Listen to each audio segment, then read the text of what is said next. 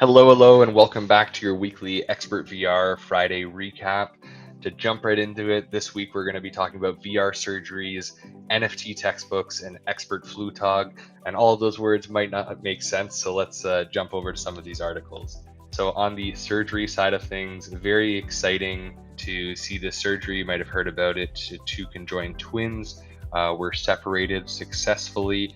This is a big accomplishment in itself because of the age of the twins, and obviously just in general a big accomplishment, but especially interesting because virtual reality was used here. So this was a very long surgery, as you can imagine, and throughout the surgery, surgeons used virtual reality to meet together. So surgeons from around the world, to in specific, were able to meet together in virtual reality to plan out the surgery and to consult throughout the surgery, even though they were across the world. So just really exciting to see how virtual reality is being used to prepare almost in a training type of way for surgeries, as well as for communication throughout the surgery and being able to have that consultation with top surgeons around the world.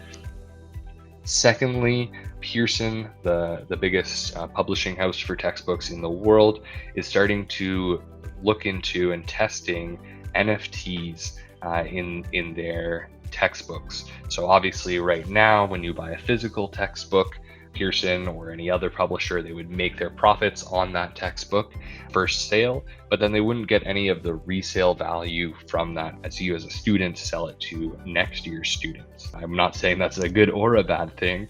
Obviously, Pearson would love to see some of that extra revenue coming in, so they're looking at how they can have NFTs attached to their digital textbooks so that they get that initial sale, and then they maybe take a 10% profit or a certain percent profit.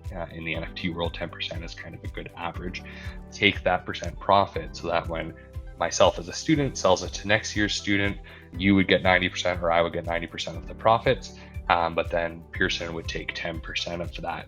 Obviously, that isn't great if you're a student, you're struggling for money, but I think it's interesting here because it could mean that Pearson is putting more value into these digital textbooks and creating value to make you want to resell in this way and have that NFT attached to it. I know going back to when I was a student, I couldn't really resell a digital textbook. Usually it had a 1-year license or it had specific things attached to it that I wasn't able to resell, or people just wanted the physical textbooks. So I guess my hope here is that adding this NFT to the textbook would allow a student to sell their digital textbook if they weren't able to in the past. As well as secondarily, I think this is a really interesting testing ground for how NFTs could be used in the education space for different use cases. All right, and then lastly, the Red Bull Flugtag or Xpert Flugtag. Why am I bringing this up?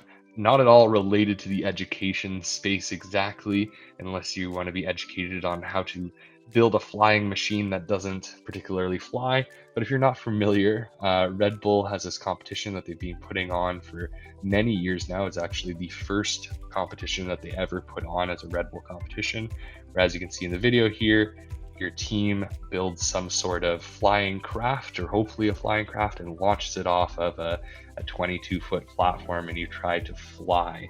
And I'm bringing this up because XpertVR has entered into this a competition. You can see here our initial design. It's been changing the past day or two as we're critiquing it, but you can see we have this VR headset as the cart.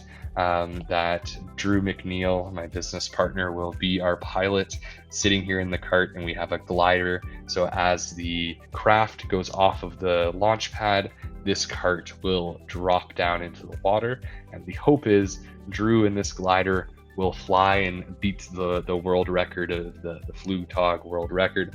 Usually they crash and burn within 10 feet or so, so we're hoping to at least beat that.